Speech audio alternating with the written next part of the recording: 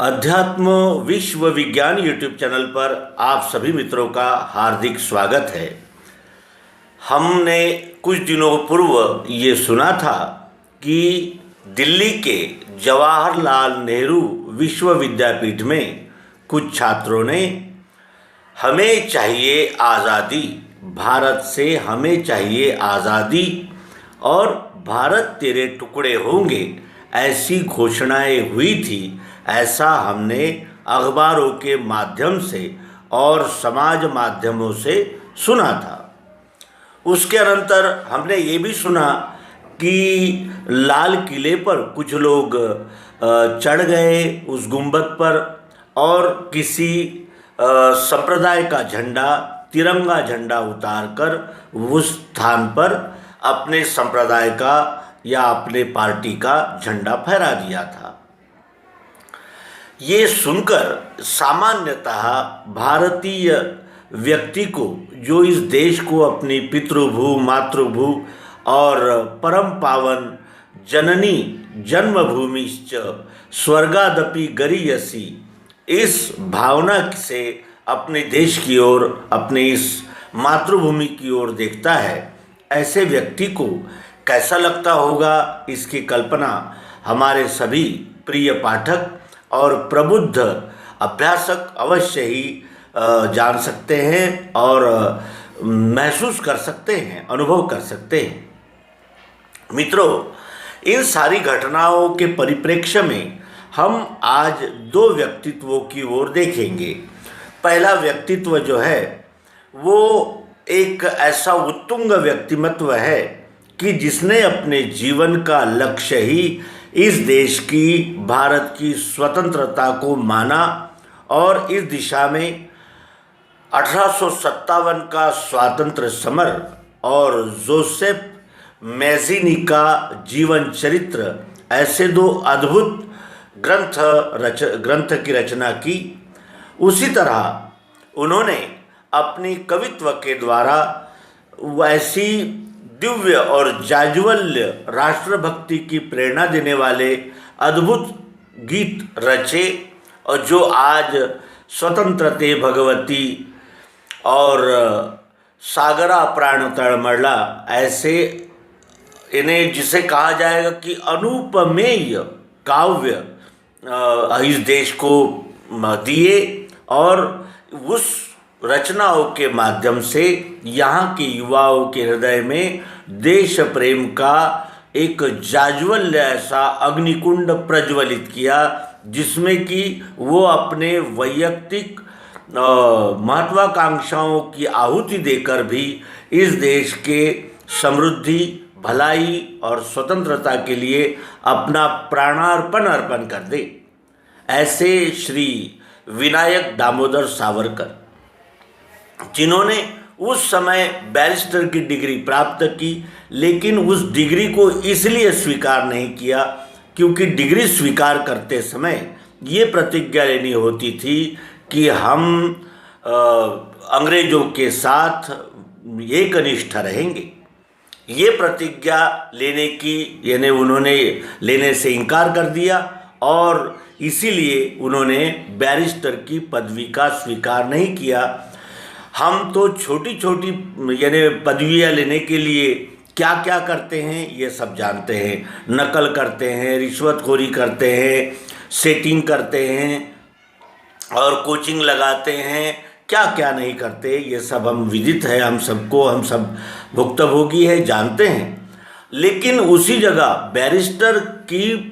परीक्षा को उत्तीर्ण करने के बाद भी इसलिए प्रमाण पत्र का स्वीकार न करना कि मैं अंग्रेज़ों के साथ ये प्रतिज्ञा नहीं ले सकता, अंग्रेज़ों के लिए मैं वफादार रहूँगा।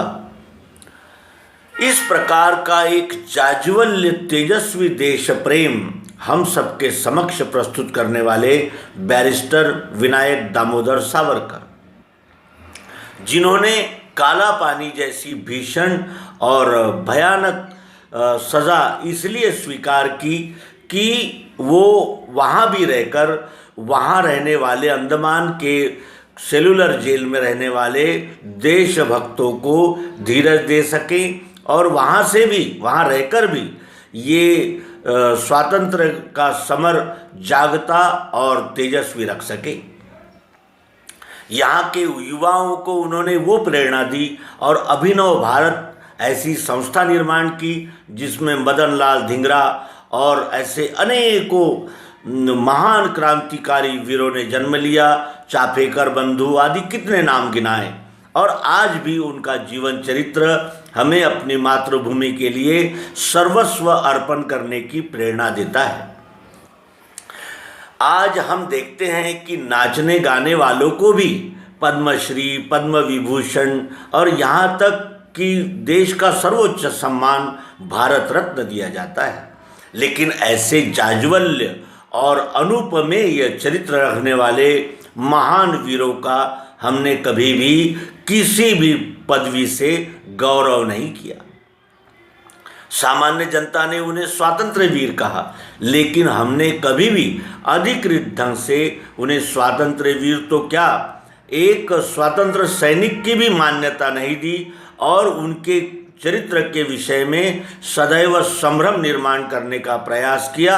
और सदैव ही उनको उपेक्षित रखा। ऐसे बैरिस्टर श्री वी दास सावरकर, विनायक दामोदर सावरकर, हमने उनके चरित्र पर भी ऐसे लांछन लगाए और ऐसे आरोप किए कि जिन आरोपों को तो हम सिद्ध नहीं कर सके, लेकिन ये भी मानने को हम कभी तैयार नहीं हुए कि क्रांतिकारकों की वजह से ही इस देश को स्वतंत्रता मिली और क्रांतिकारियों के डर से ही अंग्रेज यहाँ से भागे, न कि चरखे से और न कि अहिंसा से। तो ये एक चरित्र है। दूसरा चरित्र है श्री राजीव दीक्षित।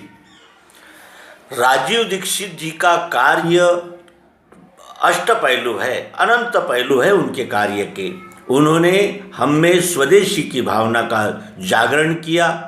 और आयुर्वेद ऐसे हमारे प्राचीन और जिसे कहते हैं कि आजमाई हुई चिकित्सा पद्धति को ऊर्जितावस्था दिलाने में प्रयास किया। विदेशियों से जो आर्थिक आक्रमण हमारे देश पर सतत जारी थे, उनके विषय में इस देश के नागरिकों को जागृत किया और वो यानी इतना तेजस्वी और महान ऐसा युवा जागृति का कार्य किया कि आज भी वो एक हमारे आइकॉन, आइडल बने हुए हैं। लेकिन हमने उनको भी दुर्लक्षित किया। कभी भी उन्होंने दिए हुए संदेशों को किसी भी प्रकार से हमने समर्थन नहीं किया और उन संदेशों को जन जन तक पहुंचाने के लिए हमने कोई भी कार्य नहीं किया। ये दुर्भाग्य ही कहना चाहिए। तो इस अंक के माध्यम से हम अपने देश के नेताओं से और इस देश के जिसे कहते हैं कि नीति निर्धारकों से विनम्र प्रार्थना करते हैं, एक आह्वान करते हैं कि उन्हें भी भारत रत्न इस पदवी से गौरवान्वित किया जाए। क्योंकि भारत रत्न का अर्थ अगर ये है कि भारत के लिए कुछ विशेष और ठोस और महत्वपूर्ण कार्य करने वालों को ही यदि हम ये पदवी देते हैं तो उसके लिए इन दो चरित्रों का अवश्य ही विचार होना चाहिए और उनको भारत रत्न कहकर हम अपने आप का ही गौरव बढ़ाएंगे और इस देश के आगे एक ऐसा आदर्श रखेंगे जिसने हमारे देश को स्वतंत्रता और जिसे कहते हैं कि उन्नति और एक प्रकार से तेजस्विता प्राप्त करा देने में सदैव अग्रणी भूमिका निभाई और वो हमारे आज भी आदर्श है और आने वाली पीढ़ियों के लिए भी वो आदर्श ही रखेंगे। इन दो व्यक्तिमत्वों को दुर्लक्षित न करके हम अपने देश की सेवा ही करेंगे और यही देश प्रेम और यही देश के लिए समर्पण है, ऐसा हम मानते हैं और सभी से अनुरोध करते हैं कि इनके कार्यों का सदैव हमें स्मरण दिलाते रहें और हम अपनी युवा पीढ़ी को नाच गाने वालों का आदर्श न रखते हुए ऐसे जाज्वल्य और विलक्षण समर्पित व्यक्तिमत्वों का ही आदर्श हम अपने युवा मित्रों के आगे रखेंगे, जिससे कि आज जो हम नैतिकता का पतन हो गया है, राष्ट्रीयता का यानी लोप हो रहा है, ये जो हम चिल्लाहट मचाते हैं, इसके लिए यही उपाय है कि उनके आगे ऐसे आदर्शों को हम रखें, ऐसे चरित्रों का यानी स्थापना करें कि जिन चरित्रों का आदर्श वो अवलंबन करें और उसके प्रकाश में अपने जीवन को भी यानी देश के और समाज के हित के लिए सदैव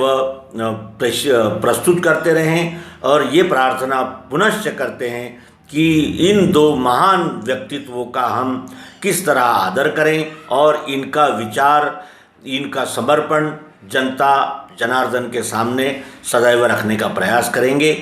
इसी संकल्प के साथ नर्मदे हर, सद्गुरु भगवान की जय, भारत माता की जय, वंदे मातरम, वंदे मातरम।